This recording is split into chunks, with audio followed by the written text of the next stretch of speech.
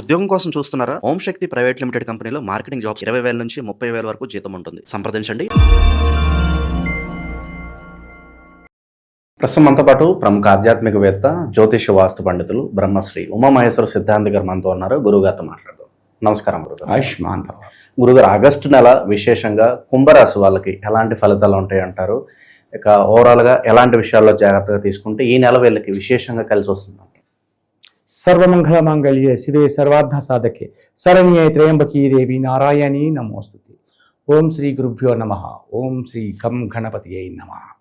ఈ యొక్క ఆగస్టు నెలలో 1వ తారీఖు నుంచి మనం లెక్కేసుకుంటే కుంభరాశి వారి యొక్క ఫలితాలను చూడాలి. కుంభరాశిలో ఈ యొక్క 1వ తారీఖు నాడు చంద్రుడు రాహువు సంచారం చేస్తున్నారు. రాహు అయితే అప్పుడే కదలడు. చంద్రుడు అయితే 2.5 రోజులు కదిలి వేరే స్థానంలోకి వెళ్ళిపోతాడు. అయితే ముఖ్యంగా సింహరాశిలో ఉన్న శుక్రకేతువులు చంద్రుని మీద రాహు మీద దృష్టి కేంద్రీకరించారు. ఇక్కడ కుంభరాశి నుంచి సింహరాశి వరకు లోపల ఉన్న గ్రహములు ఉండి రాహుకేతువులతో అరెస్ట్ కాబట్టాయి. దీనిని కాలసర్పయోగము అంటారు. ఏ గ్రహము కింద లేదు. అంటే కన్యరాశిలో కానీ, తులారాశిలో కానీ, వృశ్చిక రాశిలో కానీ, ధనుసు రాశిలో కానీ, మకర రాశిలో కానీ ఏ గ్రహము లేదు. రాహుకేతువుల మధ్య గ్రహములన్నీ బంధించబడ్డాయి. దీనినే కాలసర్ప దోషము అంటారు. కుంభరాశి వారికి ఉంది. అయితే 1వ తారీఖు నుంచి 4వ తారీఖు వరకు, 1వ తారీఖు నుంచి 4వ తారీఖు వరకు కూడా కుంభరాశి వారు అతి జాగరూకతని అవలంబించాలి. లేకపోతే ఆరోగ్యమైన పరిస్థితులే కాకుండా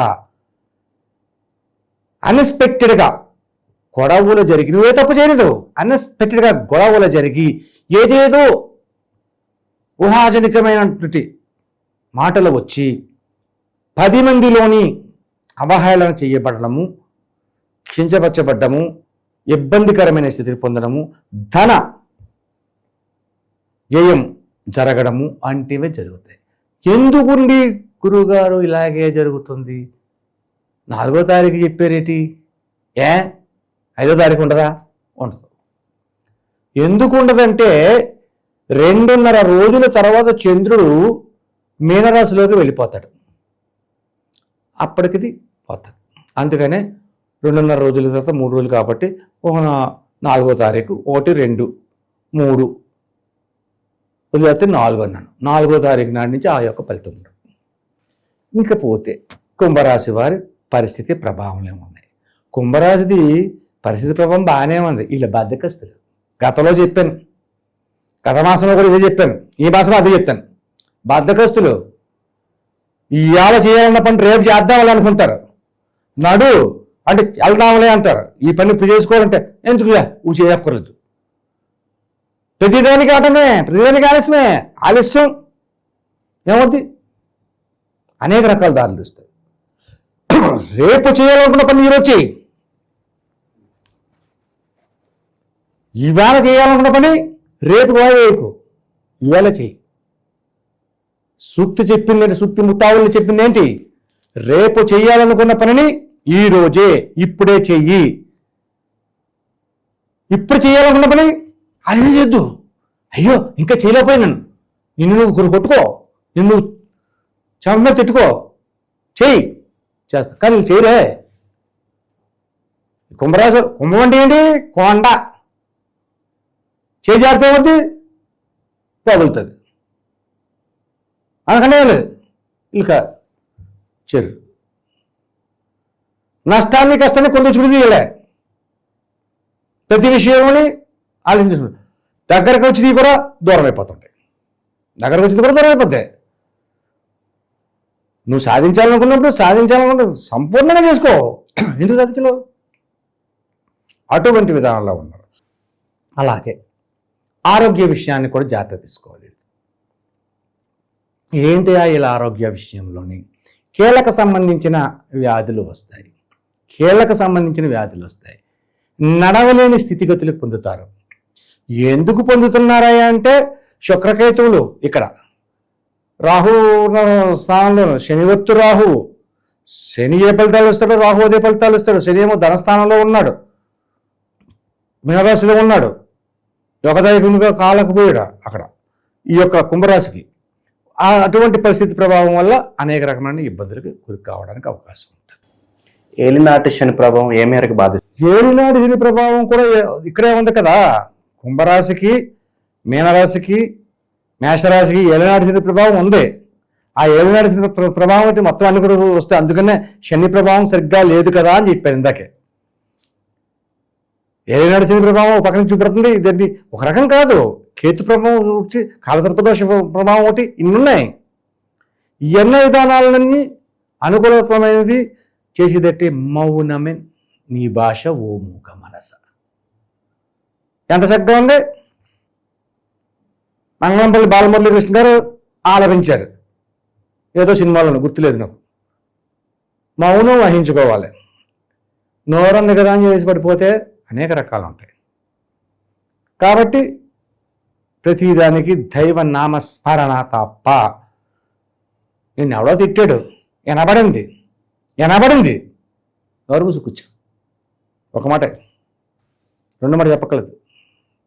పనికి మాలిన విషయాల్లో కంటే పనికొచ్చి అన్నీ వదిలేసావు, పనికి మాలిన విషయాలు పట్టుకుంటున్నావు కదా. అటువంటి విధానాలు ఈ యొక్క కుంభరాశికి ఇప్పుడు ఎక్కువగా కనబడుతున్నాయి ఈ యొక్క ఆగస్టు నెలలో. కాబట్టి శ్రావణ మాసము ఆగస్టు నెల అంటే లక్ష్మీ ప్రసన్నతత్వమైన విధానం కలిగి ఉన్నది. కాబట్టి 14వ తారీఖు, ఆగస్టు 14వ తారీఖు నాడు ఏం జరిగింది? యోగదాయకమైన తిథి వచ్చింది, తదియ.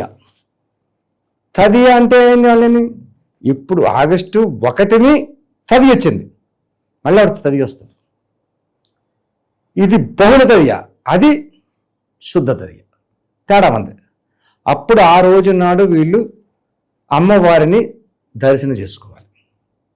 ఏ అమ్మవారిని చేసుకోవాలయ్యా? దుర్గాదేవిని చేయండి. ఇక్కడ రాహు ఉన్నాడు కదా, రాహుని ఎదిరించే దుర్గా.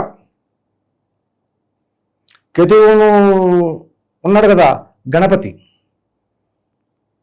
ఆరాధించాలి, దుర్గని ఆరాధించాలి. ఈ కాలసర్పదోషంలో వస్తున్న ప్రభావాలు తొలుగుతాయి. అలాగే మందతత్వం వచ్చింది కదా, బతకం, అది పోవాలి కదా. దానికి మందతత్వాన్ని పోగొట్టేది ఎవరో? గణేశుడు. కదలరా బాబు టంగున కొడతాడు గణేశుడు. దుర్గాదేవి కొట్టదు, ఆమె మొత్తం తీసేస్తుంది. అది కాదు, గణేశుడే. జ్ఞానాన్ని ఇచ్చేవాడు గణేశుడు, విజ్ఞానాన్ని పెంచేవాడు గణేశుడు, తెలివితేటలు పెంచేవాడు గణేశుడు. గణేశుడిని ఆరాధించాలి. అయితే ఆరాధించాలన్నారు కదండి, ఏ రకంగా ఆరాధించాలండి వరసిద్ధి వినాయకుడిని అంటే? ఆరాధించడం ఏముంది? స్వామివారికి గణపతి ఆలయాలు ప్రతి చోట చాలా ఉన్నాయి. వెళ్ళి శుభ్రంగా మీ ఇంటిలో కుడుములు చేయించండి. లేదంటే ఆ బ్రాహ్మణుడితో చెప్పండి, కుడుములు నైవేద్యం పెట్టాలని, మీరే వండండి, మీకు డబ్బులు ఇచ్చేస్తామని చెప్పండి. ఆ ఉదయకాలాన్ని వెళ్ళండి, హోమం చేయించుకుని, ఓపుకుంటే హోమం చేయించుకోండి. లేదంటే ఉదయకాలాన్ని గణేశుని దగ్గరికి వెళ్ళినప్పుడు బుధవారం నాడు వెళ్ళండి. బుద్ధికి యోగదాయకమైనది అవుతుంది, బుద్ధి సిద్ధి కలిగిన వాడు కాబట్టి ఆ యొక్క ఉదయకాలాన్ని వెళ్ళి అభిషేకం చేయమనండి, లేదా గణపతి హోమం చేయించండి. ఎక్కడ పడితే అక్కడ గణపతి హోమాలు చేస్తారు. సికింద్రాబాద్లో గణేశుడి గుడి ఉంది, అక్కడ ప్రతిరోజు గణపతి హోమం జరుగుతుంది. శ్రీశైలం జరుగుతుంది, ప్రతి ఊళ్ళోనే జరుగుతుంది. కొన్ని ఊళ్ళో జరగకపోవచ్చు. జరిగిన చోట హోమం చేయించండి. శక్తి లేకపోతే చిన్న అభిషేకం చేయించండి. గణేశుడికి ఉండ్రాల నైవేద్యం పెట్టండి. శుభ్రంగా ఆ రోజు నాడు మీకు తోచినంత మంది, 2కో 3కో 4కో 10 మందికో 5కో అన్నదానం చేయండి. శుభ్రంగాను గణేశుని స్తుతించుకోండి.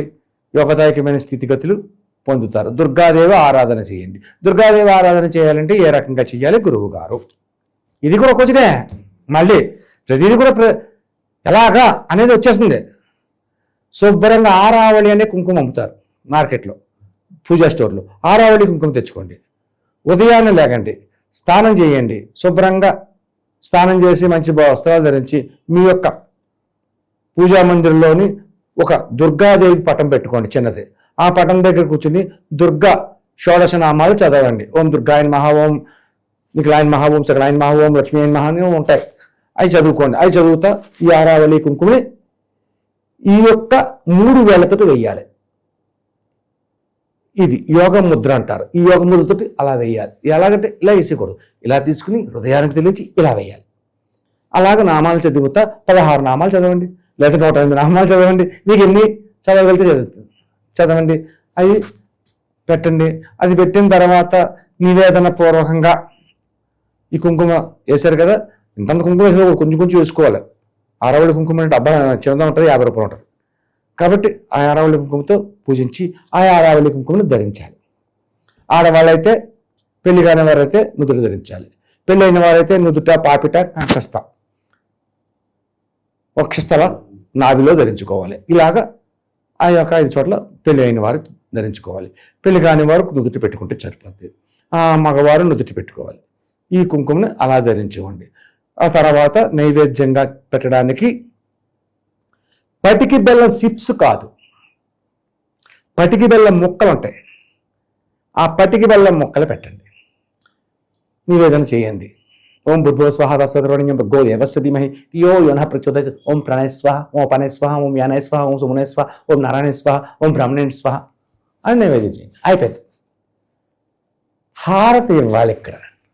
ఇక్కడ పెద్ద మీమాంసమైన పరిస్థితి ఉంది. కుంభరాశి వారికి ఉన్న పరిస్థితి ప్రభావాలు అన్నిటికీ ఎందుకంటే కాల సర్పదోషం ఉంది, ఏలినాటి శని ఉంది, రకరకాల దోషాలు ఉన్నాయని చెప్పుకున్నా. ఇవన్నీ పోవాలి కదా, తొలగాలి కదా. అప్పుడు ముద్ద కర్పూరం హారతి ఇవ్వకూడదు, పచ్చకర్పూరం హారతి ఇవ్వాలి. పచ్చకర్పూరాన్ని అమ్ముతారు, ఆ పచ్చకర్పూరాన్ని హారతి ఇవ్వాలి. ఆ హారతిని ఇస్తే ఈ పచ్చకర్పూరం చల్లటి ధనం వస్తుంది. రాహువు అంటే పాము, కేతు అంటే పాము. ఈ చల్లదనానికి అవి దూరం అవుతాయి. శని కూడా చల్లదనానికి అమ్మో కైలాసానికి వెళ్ళేవారు శని, అమ్మని ఎక్కువ చేయకుండా పోతున్నాను. ఈశ్వరుని పట్టుకోండి, ఇక్కడ కాదు. ఈశ్వరుని ఇక్కడ పట్టుకోకూడదు, కైలాసంలో పట్టుకోకూడదు. ఈ కైలాసం మంచుకుంటుంది. ఈ మంచుకొండలు నేను ఎక్కడ నేను కట్టుకట్టిపోతాను అని అక్కడ పట్టుకోదు, మరి చెప్పి త్వరలో పట్టుకున్నాడు.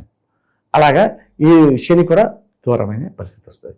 కాబట్టి ఈ కుంభరాశి వారు చేయవలసిన రెమెడీ ఈ రకంగా ఉంటుంది. ఈ దోషాలన్నీ పోయి రాబోయే కాలం అంతా కుంభరాశి వాళ్ళకి విశేషంగా కలిసి రావాలని చెప్పి కోరుకుందాం గురుగారు. ధన్యవాదాలు. ఆయుష్మాన్.